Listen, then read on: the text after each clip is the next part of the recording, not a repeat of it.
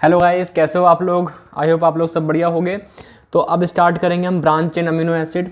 उससे पहले मैं एक चीज़ क्लियर कर दूँ, थोड़ी सी ना आज बाहर से साउंड आ रहा है, थोड़ा सा शादी है किसी की, खुश हैं लोग बहुत, ठीक है। तो उसकी यहाँ पे आवाज़ आएगी गाने वगैरह की, ठीक है। तो प्लीज़ उसको थोड़ा इग्नोर कर देना, है ना। मेरे पे ऑप्शन था कि वीडियो आज ना कल बना सकते हैं, बिल्कुल। बट अगेन मैं वो हैबिट अपने अंदर नहीं लाना चाहता कि मैं आप चीज़ों को पोस्टपोन करूँ, नहीं, आज बनाएंगे, ठीक है। दिक्कत आएगी, बहुत ख़राब बनेगी ऐसा तो नहीं हो, बिकॉज माइक मेरे पास लगा है। अगर बहुत ख़राब होगी तो दोबारा रिकॉर्ड कर लेंगे कभी, कोई दिक्कत नहीं आएगी, ठीक है। बट अगेन चीज़ें डेली करने की हैबिट होनी चाहिए। अब स्टार्ट करते हैं ब्रांच चेन अमीनो एसिड। तो ल्यूसीन, आइसोल्यूशन, वैलिन क्या है, ब्रांच चेन अमीनो एसिड है। ब्रांच चेन का मतलब क्या है, सिंपल सा। पहली बात तो हमें स्ट्रक्चर याद नहीं करने हैं, बट एक सिंपल सा आइडिया ले लो कि मान लो एक COOH है ना, एक यहाँ पे R ग्रुप लगा है, यहाँ पे H ग्रुप लगा है, यहाँ पे भी कार्बन लगे हुए हैं, और उस कार्बन में किसी एक ब्रांच पे क्या लगा है, NH2 ग्रुप लगा है। तो ब्रांच पे लगा है ना, ब्रांच अमीनो एसिड है। अभी तक हम क्या देखते थे, बताओ। सीधे यहाँ पे NH2 लगा हुआ है ना। अब ब्रांच पे लगा हुआ है तो हम क्या बोलेंगे, ब्रांच चेन अमीनो एसिड, ठीक है। हमें ऐसा स्ट्रक्चर नहीं जानना किसी भी अमीनो एसिड का, बट एग्जांपल बताओ होना चाहिए। Liv, LIV, liv, Sony Liv आता है वैसे, LIV, liv, leucine, isoleucine, valine, ठीक है। और इम्पॉर्टेंट क्या है कि ल्यूसिन आपका कीटोजेनिक होता है ना, कि कीटोन बॉडीज वगैरह देगा, ठीक है। ये आपका आइसो दोनों होता है, कीटोजेनिक भी और ग्लूकोजेनिक भी, है ना। और वैलिन आपका ग्लूकोनियोजेनिक होता है, मतलब ग्लूकोज देगा ये, ठीक है। तो ये आपको पता होना चाहिए। और दूसरी बात, ये सारे के सारे इसेंशियल हैं, नॉन पोलर हैं, यानी कि आपको डाइट में ये चीज़ खानी पड़ेगी, है ना। डाइट में आपको लेना पड़ेगा ल्यूसिन, आइसोल्यूसिन, है ना, और वैलिन। ये आपकी इसेंशियल है और नॉन पोलर है, ठीक है, नॉन पोलर है। अब मेटाबॉलिज्म देखते हैं, तो इतना कोई हाई फाई कॉम्प्लेक्स टॉपिक नहीं है ये। इसमें एक क्लिनिकल आता है ना, वो आप एग्जाम में हमारे टाइम में पूछा गया था, आपसे पूछ सकते हैं, जो कि मोस्ट कॉमन होता है, ठीक है। चलो, अब मैं क्या बोल रहा हूँ कि आपका ब्रांच चेन अमीनो एसिड है, LIV, है ना। उसका मेटाबॉलिज्म पढ़ रहे हैं कि उसको तोड़ेंगे तो कैसे कैसे, मतलब क्या क्या होगा वो देखते हैं। तो पहले हम किसी भी अमीनो एसिड का, याद करो पहला लेक्चर अमोनिया वाला जो मेटाबॉलिज्म पढ़ाया था, तो पहला लेक्चर पढ़ाया था। किसी भी अमीनो एसिड का मैं क्या करूँ, ट्रांस अमीनेशन, कि अमोनिया का ट्रांसफ़र करूँ कहीं ना कहीं, है ना, ट्रांस अमीनेशन करूँ। तो जब किसी अमीनो एसिड में से अमोनिया निकालते हैं तो क्या बनता था, alpha keto acid, alpha keto या एसिड, याद है। एलिलिन एक अमीनो एसिड है, उसका ट्रांसअमीनेशन क्या बना था, पायरुवेट बना था, है ना। ऑक्सोलो एसिटेट से क्या बना था, अल्फा कीटा ग्लूटेट बना था, ठीक है। तो ऐसी कोई भी आपका ब्रांच चेन अमीनो एसिड है, कौन सा, ल्यूसिन, आइसोल्यूसिन और वैलिन, उसका ट्रांसफॉर्मेशन किया तो अपने अपने रिस्पेक्टिव क्या बन गए, अल्फा कीटो एसिड। हमें हर किसी के नाम मत याद रखो, ठीक है, नहीं पूछते यार अब, है ना। Alpha keto acid. और ट्रांसअमीनेशन करने में कौन सा कोएंजाइम हेल्प करता है, विटामिन B6, PLP, है ना, पढ़ेंगे इसे। अब फिर क्या होगा, एक एंजाइम आएगा यहाँ पे, branch chain alpha keto acid dehydrogenase complex. ये आपका एंजाइम नहीं है, इसके अंदर बहुत सारे एंजाइम्स होंगे, ये कॉम्प्लेक्स है, ये क्या है, एक कॉम्प्लेक्स है। थोड़ा शोर हो रहा है, प्लीज़ आज थोड़ा सा, है ना, सपोर्ट करना आज। तो मैंने क्या बोला आपसे, branch chain alpha keto acid dehydrogenase complex, ठीक है। तो इसके अंदर आपके 3 एंजाइम मिलेंगे, E1, E2, E3। और ये कुछ करेंगे, क्या करेंगे, E1 एंजाइम क्या करेगा, CO2 को बाहर निकालेगा। E2 एंजाइम कुछ कोएंजाइम A को ऐड कराएगा, और जो E3 एंजाइम है इसके अंदर, इस कॉम्प्लेक्स के अंदर, वो कुछ हाइड्रोजन को हटाएगा ना, डिहाइड्रोजिनेज, मतलब अल्फा कीटो एसिड में से या किसी में से भी क्या करेगा, हाइड्रोजन को हटाएगा, ठीक है। और फिर क्या बनेंगे, मेटाबोलाइट्स।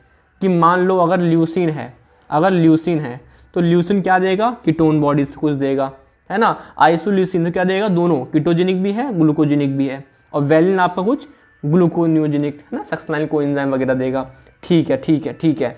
तो आपको ये वाला मेटाबॉलिज्म बाय हार्ट याद होना चाहिए, ठीक है। चलो थोड़ा डिस्कशन कर लेते हैं यार इसका, कि branch chain alpha keto acid dehydrogenase complex में कौन कौन से एंजाइम आ रहे हैं। तो मैंने बोला enzyme E1, enzyme E2, enzyme E3।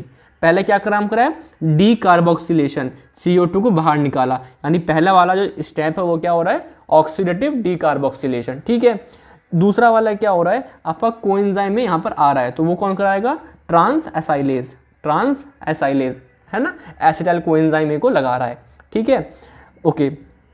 Third step में क्या हो रहा है आपका, हाइड्रोजन रिमूव हो रहा है, तो क्या होता है, डीहाइड्रोजिनेज, डिहाइड्रोजिनेज, और सबके अपने अपने कोएंजाइम होते हैं। तो ये कॉम्प्लेक्स जो मैंने लिखा है ये सिंगल एंजाइम नहीं है, इसके अंदर E1, E2, E3 एंजाइम्स हैं। जैसे पढ़ा था हमने, याद करो, पायरुवेट डिहाइड्रोजिनेज, उसके जैसा है सीन, है ना, पायरुवेट डिहाइड्रोजिनेज। ठीक है, तो अपने अपने कोएंजाइम है यहाँ पे, अपने अपने कोएंजाइम है यहाँ पे।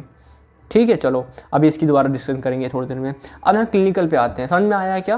क्लिनिकल में क्या है, अगर branch chain alpha keto acid dehydrogenase complex में दिक्कत आ जाए, मतलब कि इस कॉम्प्लेक्स में दिक्कत आ जाए, और स्पेसिफिक हो जाऊं, इस कॉम्प्लेक्स में दिक्कत आ गई, और कौन से वाले हिस्से में, E1 वाले में, यानी कि डी कार्बोक्सिलेशन वाले डी कार्बोक्सिलेज नहीं हो पा रहा है, मतलब CO2 निकल नहीं पा रही है। वैसे आपकी किताबों वगैरह में लिख देते हैं, सिंपल क्या लिख देंगे कि branch chain alpha keto acid dehydrogenase complex में दिक्कत आई है, तो उसे बोलेंगे हम मैपल सिरप यूरिन डिसीज। ठीक है, क्यों बोलेंगे मैपल, ये बात करेंगे। ठीक है, अब मैंने क्या बोला, बट उसके अंदर भी, उस कॉम्प्लेक्स के अंदर भी कौन सी दिक्कत आएगी? E1 सब यूनिट क्या कराती है? डी कार्बोक्सिलेज, है ना, डी कार्बोक्सिलेज। तो क्या होगा, ऑक्सीडेटिव डी कार्बोक्सिलेशन डिफेक्टिव हो जाएगी, वो काम नहीं कर पाएगी। ठीक है, और क्लिनिकल फीचर में यार उसकी जो यूरिन होगी वो बर्न्ड शुगर जैसे स्मेल करेगी, मैपल सिरप जैसी, है ना, तो इसलिए बोलेंगे उसको maple syrup urine disease, because उसकी जो यूरिन है वो ऐसा स्मेल करेगी। ठीक है, अब जब कोई बेबी बॉर्न करेगा तो नॉर्मल रहेगा उस टाइम पे, बिकॉज उसके अंदर मदर्स के चीज़ें हैं वो काम करा रही हैं, लेकिन फर्स्ट वीक के बाद उसमें वोमिटिंग, सीजर्स, है ना, लिथार्जी, वीकनेस, है ना, ये सब दिखेगा। और क्या दिखेगा? मसल कॉन्ट्रैक्शन, है ना, मसल रिजिडिटी, फ्लैसिडिटी, सब कुछ दिखेगा, है ना। तो एक तरीके से क्या बोल रहा हूँ आपसे, ट्रीटमेंट में क्या कर सकते हैं हम, थाइमिन सप्लीमेंट कर सकते हैं। आप बोलोगे ये थाइमिन क्यों सप्लीमेंट कर रहे हैं? देखो डी कार्बोक्सिलेज ढंग से काम नहीं कर पा रहा है, तो मान लो थोड़ा बहुत है डी कार्बोक्सिलेज, तो ऐसा करते हैं जो थोड़ा बहुत डी कार्बोक्सिलेज है उसके लिए कोएंजाइम बहुत सारा दे देते हैं। कोएंजाइम कौन है यहाँ पे? B1 thymine pyrophosphate. तो जो थोड़ा बहुत डी कार्बोक्सिलेज अगर एंजाइम बचा है तो वो इफेक्टिवली काम करेगा, ठीक है। तो ट्रीटमेंट में ये कर सकते हैं। और क्या करो यार, उसको ना ब्रांच चेन अमीनो एसिड थोड़ा कम दो, है ना। तो ब्रांच चेन अमीनो एसिड नहीं देंगे तो कहीं ना कहीं दिक्कत नहीं होगी, इतनी डिस्ट्रिक्ट कर सकते हैं, ठीक है। तो ये बहुत इंपॉर्टेंट एक बीमारी है मैपल सिरप यूरिन डिसीज। यहीं से क्वेश्चन इस टॉपिक में आ सकता है, आएगा तो, ठीक है, आता है, हमारे टाइम में तो आया था, पूरा समझाना था आपको ये क्या होता है, और प्लस आपको ये भी लिखना था, ठीक है, ये यहाँ पे इस तरीके से। तो ये होता है, ज़्यादा बड़ा क्वेश्चन 3 नंबर 4 नंबर में आ जाएगा, ठीक है, 4 नंबर में आ जाएगा। अब एक और डिफेक्ट होता है यार, ये से और देख लो, है ना, आइसोवेलरिन एसिडूरिया। इसमें क्या होता है, आपको 3 पॉइंट याद रखना है, इस पूरे टॉपिक में 3 पॉइंट याद रखना है आपको, सिंपल, ठीक है। क्या ये आपके ल्यूसिन मेटाबॉलिक डिफेक्ट है। ल्यूसिन में अब मैंने देखो क्या पढ़ाया, देखो ल्यूसिन, आइसोल्यूसिन, वैलिन का क्या हुआ, ट्रांसअमीनेशन, फिर बने अपने अपने अल्फा कीटो एसिड। तो जो अल्फा कीटो एसिड किसका होगा, ल्यूसिन का होगा, और ल्यूसिन क्या बनाएगा, कोई कीटोजेनिक होगा। बताया था ना मैंने ल्यूसिन कैसा है, अब कीटोजेनिक। तो जो ल्यूसिन का पाथवे है जो कीटोजेनिक है उसमें डिफेक्ट आ गया, मतलब कि ल्यूसिन के मेटाबॉलिज्म, इस बार सिर्फ और सिर्फ किसका मेटाबॉलिज्म नहीं हो पा रहा है गाइस, ल्यूसिन का मेटाबॉलिज्म नहीं हो पा रहा है ना। अगर एक नाम याद रखो, कौन सा, आइसोवेलरे कोएंजाइम ए डिहाइड्रोजिनेज, है ना। वहाँ पे क्या था, एज अ होल सारे खराब हो गए थे, बट यहाँ सिर्फ और सिर्फ ल्यूसिन का, है ना, डिफेक्ट हुआ है, तो फिर उसे बोलेंगे आइसोवेलरिक एसिडूरिया, ठीक है, बस इतना याद रखना है। स्मेल ऑफ स्वीटी फीट आती है, आपको ये 2-3 पॉइंट याद कर लोगे टॉपिक में आ जाएगा, ऐसा कोई पूछता नहीं है आपसे, ठीक है।